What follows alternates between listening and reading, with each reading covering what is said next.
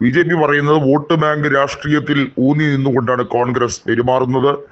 കൃത്യമായും പിന്നോക്കം, വളരെ പിന്നോക്കം എന്ന നിലയ്ക്ക് അവിടെ ജാതിയോ അല്ലെങ്കിൽ മതമോ എടുത്തു പറയാതെ തന്നെ അവിടെ കൃത്യമായും അടിസ്ഥാനപരമായി സാമ്പത്തിക സംവരണം നടപ്പിലാക്കേണ്ടതിന്റെ ബാധ്യത ഉൾക്കൊണ്ടുകൊണ്ട് തന്നെയാണ് കർണാടകയിലെ കോൺഗ്രസ് സർക്കാർ അവിടെ ക്ഷേമ പദ്ധതികളിൽ ഊന്നിക്കൊണ്ട് ആവിഷ്കരിച്ചത്.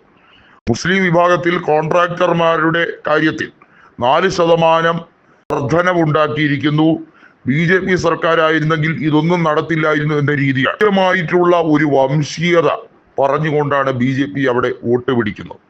അതായത് ആന്റി മുസ്ലിം ആണ് എന്ന് കൃത്യമായി പറഞ്ഞ് വോട്ടുകളെ പോളറൈസ് ചെയ്യാൻ ശ്രമിക്കുന്ന തന്ത്രം. ഇതാണ് വർഗീയ ധ്രുവീകരണം എന്നുള്ളത് അടിസ്ഥാനപരമായി പറയാം. DK ശിവകുമാറിനെയും സിദ്ധരാമയ്യയും ഒക്കെ ഹിന്ദു വിരുദ്ധരാണെന്ന് ചിത്രീകരിക്കാനുള്ള തീവ്രമായ ശ്രമമാണ് ഇപ്പോൾ നടത്തിക്കൊണ്ടിരിക്കുന്നത്. ചരിത്രത്തിലെ ഏറ്റവും മികച്ച ഭൂരിപക്ഷത്തിൽ ഒന്നായ 136 സീറ്റുകളുമായാണ് കർണാടകത്തിൽ കോൺഗ്രസ് സർക്കാർ 2023 അധികാരത്തിലേറിയത്. അന്നു തൊട്ടേ കോൺഗ്രസിനെ തള്ളിയിടാനും കോൺഗ്രസ് MLA-മാരെ രാജിവെപ്പിച്ചു കൊണ്ടുവരാനും BJP ഒരുപാട് ശ്രമങ്ങൾ നടത്തുന്നു. പക്ഷെ അതെല്ലാം പാഴ്വേലയായി പോകുന്നതിന് കാരണം ഇത്രയധികം മൃഗീയ ഭൂരിപക്ഷമുള്ളത് കൊണ്ടാണ്. കേവല ഭൂരിപക്ഷം ഉണ്ടായിരുന്നെങ്കിൽ പോലും ഒരുപക്ഷെ ഏതെങ്കിലുമൊക്കെ രീതിയിൽ കള്ളക്കളി കാണിച്ച് ചാക്കിട്ട് പിടിച്ച് പദ്ധതികൾ ആവിഷ്കരിക്കാൻ ശ്രമിച്ചനെ എന്ന് തന്നെയാണ് DK പോലും പറയുന്നത്. കർണാടകയുടെ മുഖ്യമന്ത്രി സ്ഥാനത്തേക്ക് എത്താൻ വലിയ തോതിൽ ആഗ്രഹിച്ചിരുന്നു എങ്കിൽ പോലും കോൺഗ്രസ് പ്രസ്ഥാനത്തിൽ ഒരു വിള്ളലുണ്ടാകരുത് എന്ന് വിചാരിച്ച് മാത്രമാണ് അദ്ദേഹം അർഹതപ്പെട്ട സ്ഥാനം കൃത്യമായും സിദ്ധരാമയ്യക്ക് ഒഴിഞ്ഞുകൊടുത്തതും സിദ്ധരാമയ്യ വീണ്ടും മുഖ്യമന്ത്രി സ്ഥാനത്തെത്തിയതും.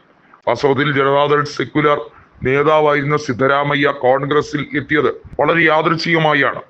എന്നാൽ കോൺഗ്രസിലേക്ക് എത്തിയപ്പോൾ പ്രമുഖ സ്ഥാനമെല്ലാം സിദ്ധരാമയ്യ കൈയടക്കുന്ന ഒരു കാഴ്ചയാണ് കണ്ടത്.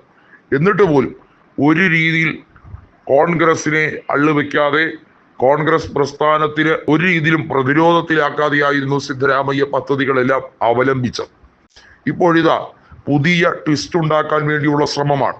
ഡീലിമിറ്റേഷൻ നടപടികൾ അതിശക്തമായി കർണാടകയിൽ കൂടി നടപ്പിലാക്കി അവിടുത്തെ സീറ്റ് കുറയ്ക്കാനുള്ള ഏതെങ്കിലും ഒരു നീക്കം വന്നാൽ അതിനെ എതിർക്കാൻ BJP-യിൽ ഉള്ള നിരവധി പേരും മുൻപന്തിയിൽ ഉണ്ടാകും എന്ന വാദമാണ് DK ശിവകുമാർ നടത്തുന്നത്.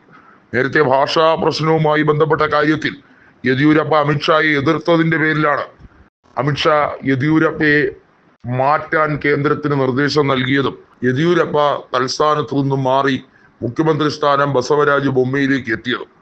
അതുപോലെയുള്ള രാഷ്ട്രീയ കളികൾ കളിക്കാൻ ശ്രമിക്കുമ്പോൾ യെദ്യൂരപ്പയുടെ അനുയായികൾ പോലും കൃത്യമായും DKക്ക് പരിപൂർണമായ പിന്തുണയുമായി വരികയാണ്. യെദ്യൂരപ്പ കൃത്യമായി പറയുന്നു, ഇനി BJP തിരികെ വരില്ല. താൻ അധ്വാനിച്ച് വളവിട്ട് കൊണ്ടുവന്ന പാർട്ടി തന്നെ ചതിച്ചിരിക്കുന്നു. ഒരു ദക്ഷിണേന്ത്യൻ പാർട്ടിയാകാൻ BJPക്ക് ഒരു രീതിയിലുള്ള ക്രെഡിബിലിറ്റിയും ഇല്ല എന്ന് യെദ്യൂരപ്പ പരോക്ഷമായി പറഞ്ഞിരിക്കുന്നു.